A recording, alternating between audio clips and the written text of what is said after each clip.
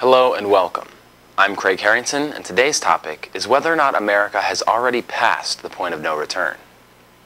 America needs solid, sustainable economic growth to be restored at home before any recovery from this downturn can be realized. The United States Business and Industry Council, or USBIC, called on President Obama to address America's withering economy, urging him to refocus his international trade policies on combating foreign protectionism and addressing America's depleting manufacturing base.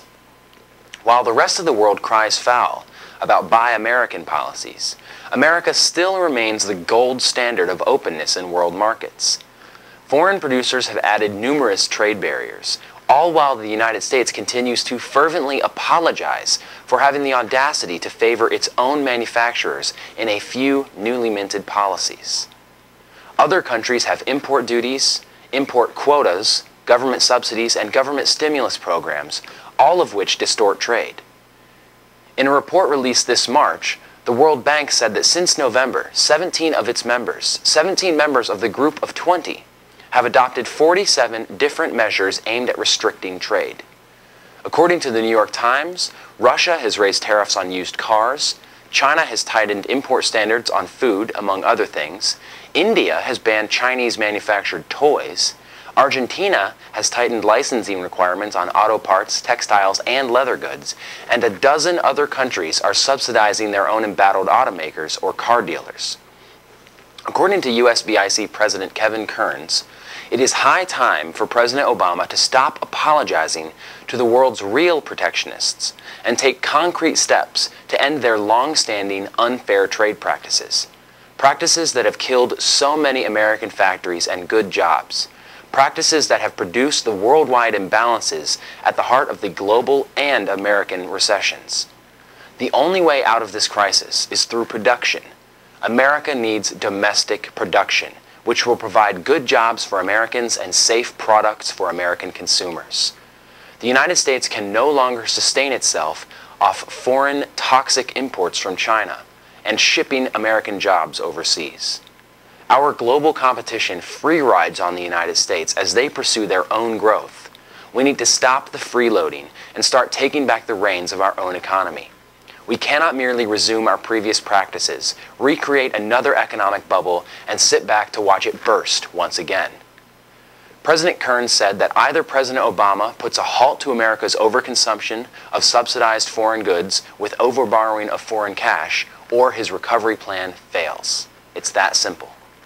However, as the world lambasts U.S. protectionism, implying that increasing trade barriers will spark a trade war, TradeReform.org brings up an interesting point.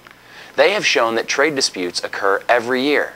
New cases are filed at the WTO every year.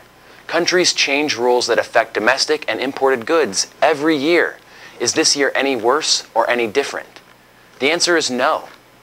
Protectionism was okay as long as the U.S. was opening its borders, reducing its tariffs, and ignoring unsafe imports to its own market.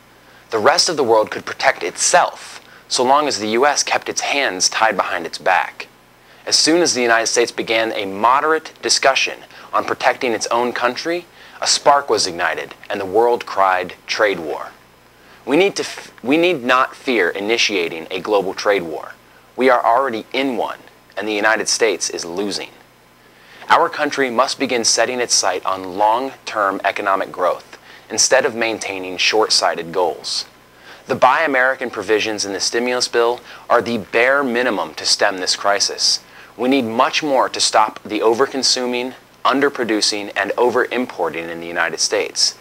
We need to get ourselves out of the gigantic hole of fake wealth and debt-fueled prosperity. President Obama needs to become the agent of change he portrayed himself to be during the presidential campaign.